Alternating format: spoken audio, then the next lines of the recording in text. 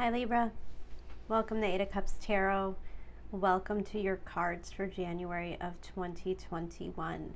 I am not on video. I'm actually recovering from COVID. You could probably hear the coughing in the background from my son. My family had COVID over Christmas and New Year's, so we're starting to get better, but I'm not fully recovered yet. It takes a lot of pressure off of me to not have to worry about what I look like while I'm sick, but still being able to get these readings to you guys in a somewhat timely manner. And I do want to thank you guys for your patience. I know they're late, but these readings are really beautiful. They're really profound, and I'm starting to really, and especially yours, I pulled your cards, Libra, and I actually had to sit with these for a few minutes, almost feeling a little bit overcome. I feel as though, although there are not a lot of cups in the reading, although there is a picture of the ocean, I feel a deep emotional pull, an intuition, an inspiration of some sort, almost as if something is kind of pulling you out of a darkness or a waiting period of some sort. Super powerful reading going along with the super powerful stuff going on in our skies. Libra, there's still a little bit of focus left on you now. The pressure is going to come off of my cardinal signs very soon. In fact, January is really this final push, and then all we have left in Capricorn is Pluto. However, that in and of itself, and as we go through January, the power that is in your fourth house right now is somewhat overwhelming. And I really want to put a lot of focus on what happens in that fourth and fifth house stuff that we've got going on. So we still have Pluto there, and Pluto represents bringing things to the surface. Deep, dark secrets, our subconscious, like the things that we can't truly grasp or understand. And Pluto puts us in a place of power. Now, oftentimes when you go through a Pluto transit, you oftentimes experience literally power struggles with other people. Oftentimes there's a catalyst in our lives. It could be, depending on the house placement, it could be a significant other, it could be a business partner, it could just be an enemy. The 12th house is hidden enemies, but the 4th house is more about our family and our emotional karma. So you're probably working out a lot of karma from other lifetimes. Now, oftentimes this happens and we don't know about it, but we could feel super agitated, and it could take its toll on the people around us. And maybe there's not a really clear indication of why you're feeling this way. However, there's no denying what you are feeling. Now, to me, this emotion feels somewhat raw. When I say powerful, it comes from a place of admitting your vulnerability and yet still attaining your courage, okay? These Pluto transits are when we face our ultimate fears, when we deal with loss at a literal level, and we come to terms and we understand life and its processes better because we are forced to let go. Ultimately, we're forced to let go, and in the letting go, we find faith. That's usually what happens when we go through a Pluto transit. You'll hear other people talk about it as the dark night of the soul, and as we start to emerge from that, we approach life very differently. We become very different. There's a level of power within us because we've been through so much. Sometimes we've reached those points in our life where the worst thing can and does happen. And when those things occur, there's very little to fear, and life takes on a whole nother meaning. So there's a willingness and a determination to try because you want something new. Now, you are coming out as the King of Wands this month. So again, There's a determination, the raw grit, the inspiration. You probably have a vision or a passion. If it's not something, you know, it can be expressed in a very healthy way. The wands oftentimes represent our intuition. This could be a draw towards a more mystical or even a more religious or some sort of spiritual expansion in the wands. We begin to unleash something that was buried deep within us. Now that could be varying ways that we find hope, renewal, the ability to rebuild after something terrible has happened. But this isn't the survival mode at its best. Because it is a King of Wands, there is the drive and the ability to survive. You know, this is Mars. And you have a very powerful placement that we have going on as Mars becomes conjunct Uranus in your 8th house, also representing the house of Pluto. So you're kind of getting hit on all ends, which tells me that this is the beginning of the rise above. This is the beginning of the regeneration. You've done the loss. You've suffered the karmic cycles. Life is about to get better, but it can only get there if you believe that it can happen. Oftentimes what happens when we have a King of Wands, if it's coming out in a negative cycle, in a lower vibration, you know, we could just be taking things out physically. We could feel very angry. Again, if you are repressing some kind of inspiration within you, if you're repressing some kind of a dream or a passion that you have, it will result in a tremendous amount of anger and agitation. It will wear on your family, on your loved ones. You will feel probably very impulsive as well. You may have issues sleeping. You might be stuck in a mode of worry, or you could do really manic stuff. Maybe this is, you know, revisiting old addictions, or this could be taking things, you know, in a sexual kind of place. You know, it could really ignite us low vibrationally as well. It also ignites our ego, and our ego is our need to survive. So it has its purpose, and it's important that we acknowledge it, but oftentimes it creates fears that shouldn't really exist.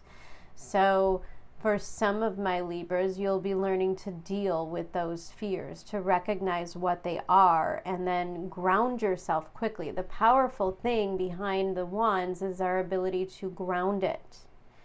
And the King has mastered that. So you do have the tools that you need to ground these things. Now, what's so interesting to me is that you are in the King of Wands, but the archetype card that you pulled in was that of the Queen.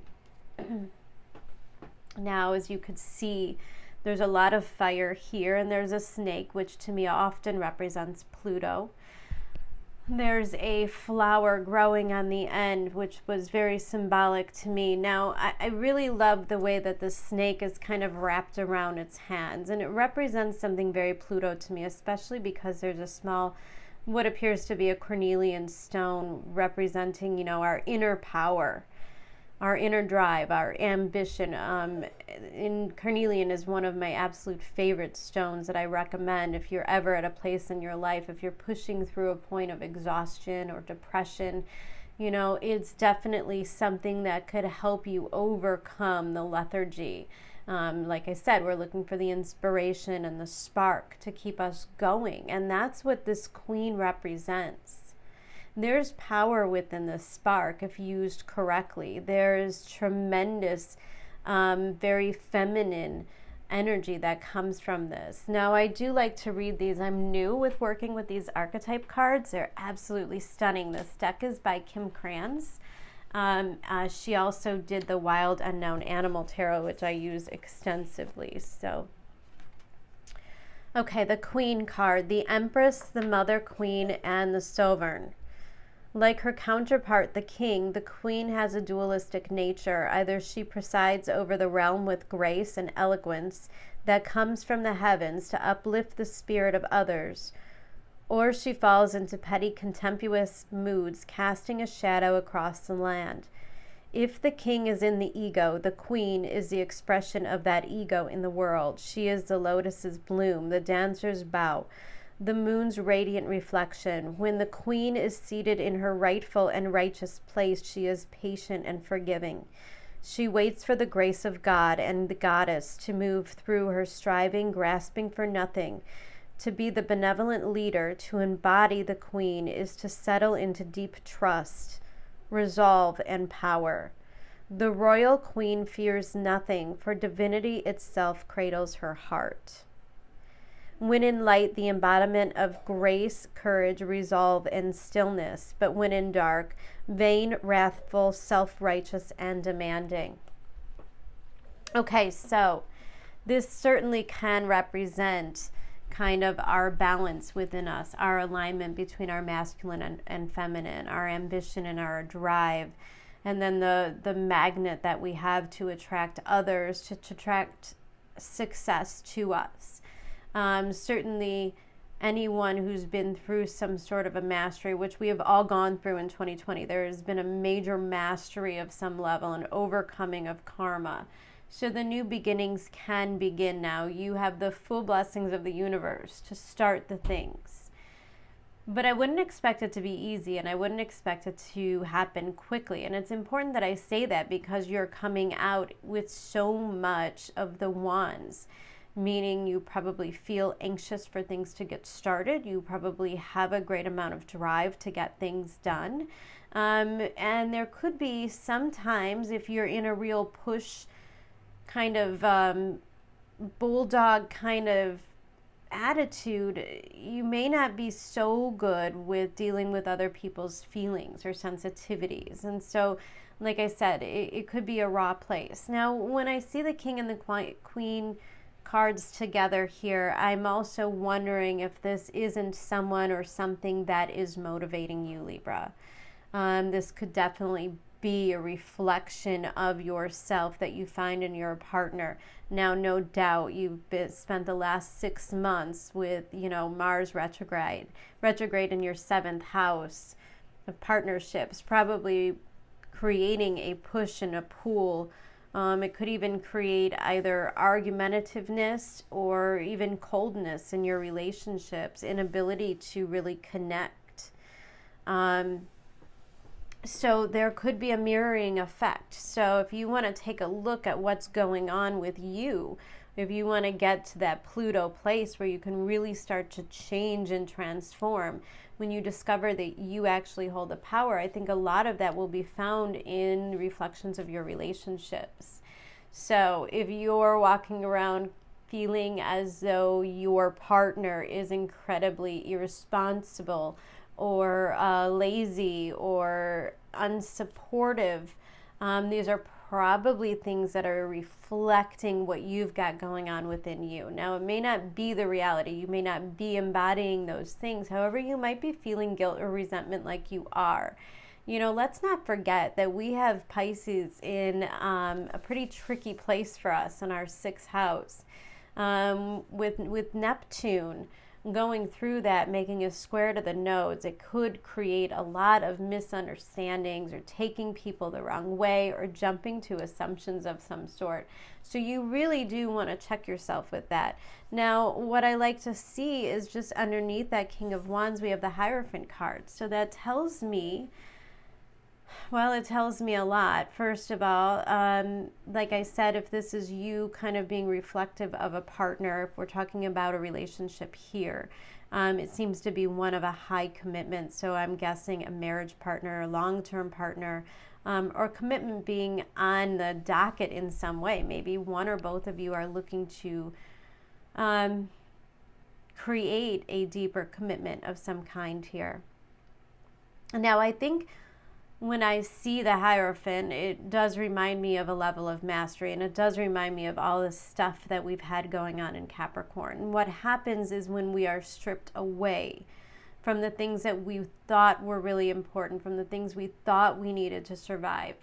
When those things are stripped away and the fear is no longer there, who are we?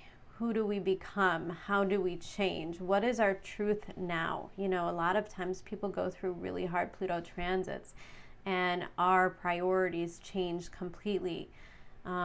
It no longer matters how much money we have or what we do for a living or what other people think of us. You know, we come to terms with a whole different level. Now, it's not to say what is right or wrong, but I am seeing a lot of ending of the consumerism kind of mentality.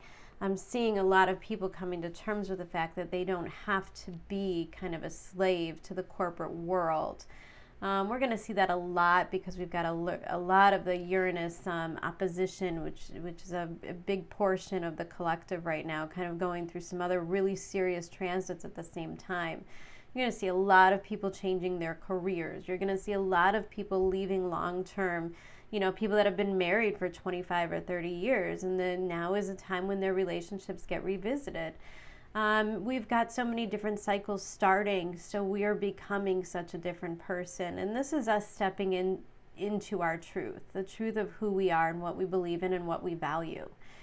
The Hierophant can certainly be about limitations for the greater good. So I like to see this because it tells me that there are at least a conscious level of what is good for you, meaning that you'll know not to really use this energy in the negative ways. In some ways, I think when you pull the Hierophant card, you're being a little bit protected by the universe. The universe is pushing you to ascend and to grow. It doesn't want to see you make the same mistakes or get into the same karmic holes. It's time for you to expand in consciousness. Now, I like that because with the Hierophant is the Two of Wands. So this is what I'm saying. There's a whole new life that Libra would like to create. And I think all of 2020 has put you in this place where you've really had nothing but time, maybe, to really focus on what you wish you could have. The Two of Wands, you see, he has kind of literally the world in his hands. He's in a luscious place of abundance. You know, it looks like a beautiful place that he's in. It's certainly not lacking in any way. Because it's not lacking, it's very successful to be for manifestation. You know, you can't manifest from a place of lack.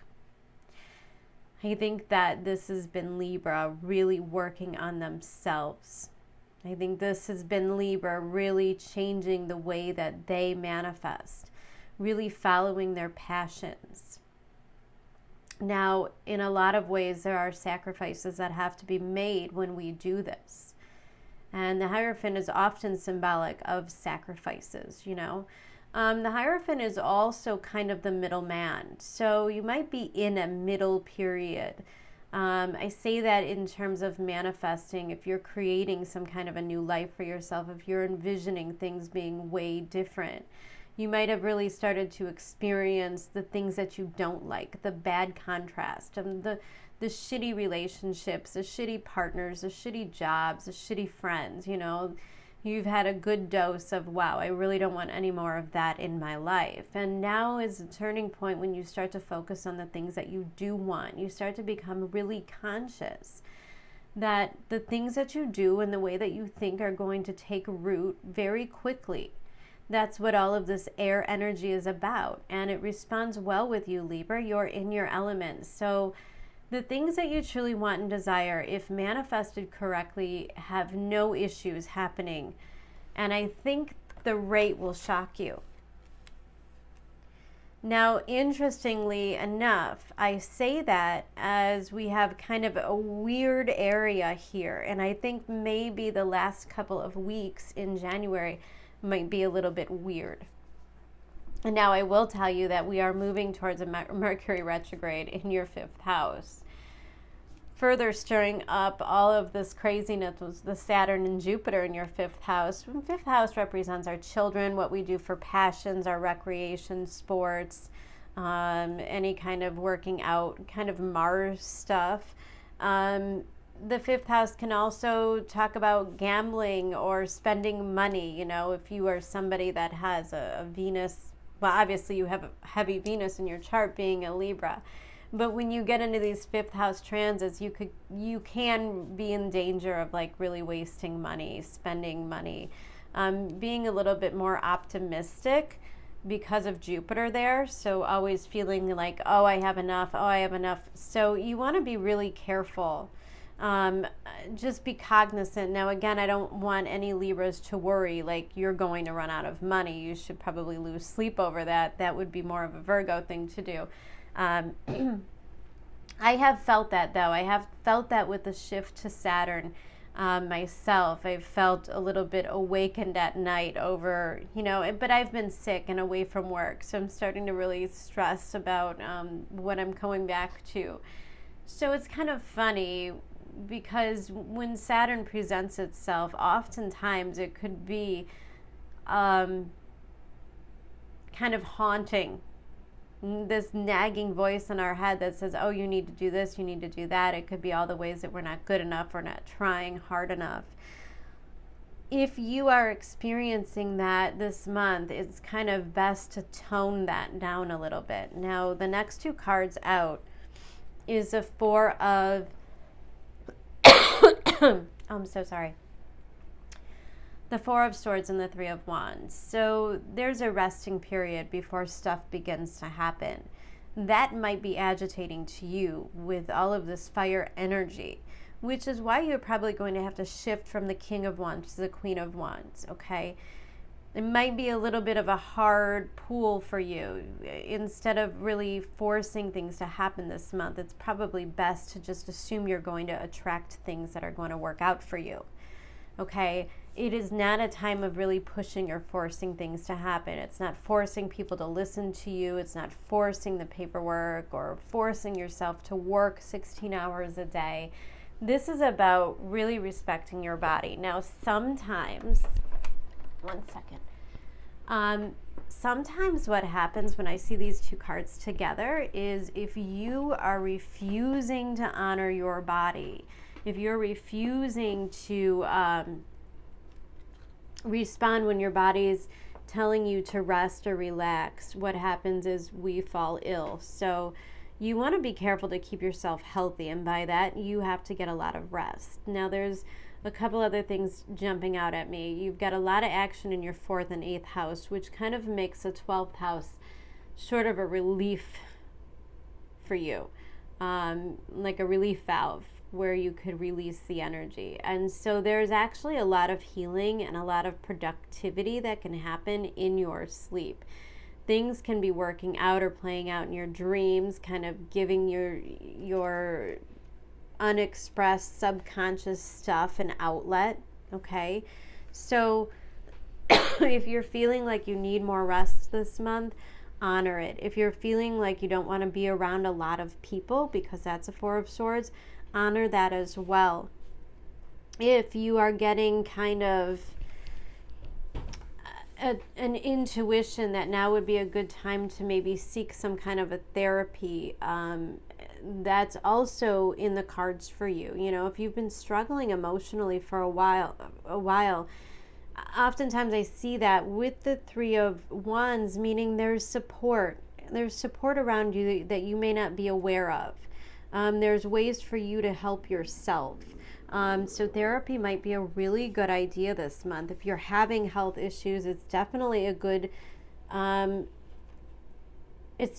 idea to get these things taken care of. It's absolutely important that you honor your physical and mental health in the month of January. Get some sun if you can. Get outside and get some fresh air. Sometimes I see this Three of Wands as being very dry. You may be having some issues because if you live in a northern state, or if it's very cold where you are, with the heat running, there might be issues with the dryness in your house. Again, I say this as I'm having some issues from dry skin. So you want to make sure that you're staying hydrated as well. Now, this is really going to feel like a waiting period. It might feel frustrating that the universe is kind of forcing you to slow down. The oracle card right above it is you're very close to achieving your goal, gibbous moon. So things are building. Definitely below the surface, behind the scenes. The universe is definitely working on things for you. It's just not a time for you to actually physically put in the work, Libra. Now is the time for you to honor yourself. Now, what I worry about is this. In your advice spot, we have the Four of Pentacles in reverse. So the universe wants you to know that it's probably best to be a little bit prudent at this time. Like I just said, with all of this fifth house stuff, you might be really compelled to spend some money. You might just, you know, this is like when we go to Target to pick up paper towels and you end up spending $400 on new curtains or a new rug or something really insane, okay?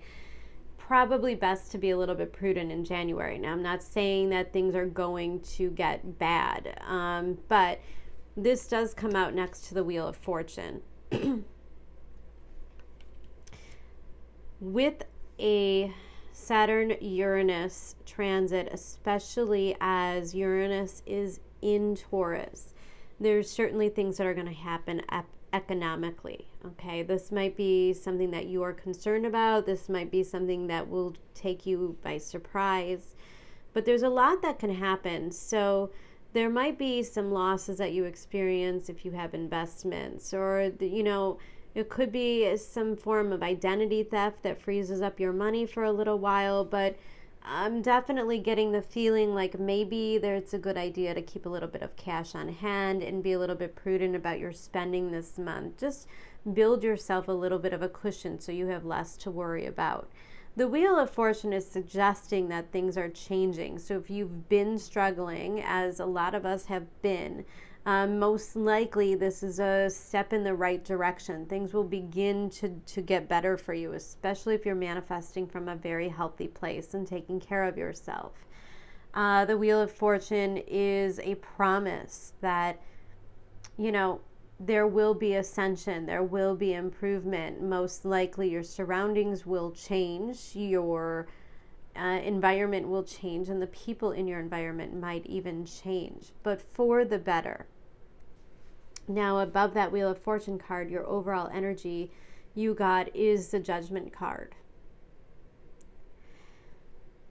The Judgment card might be the awakening, and when we have Uranus going on, things can kind of happen quickly that are very unexpected. Things that will happen that will really wake you up and make you change the way that you do things, which could be that Wheel of Fortune.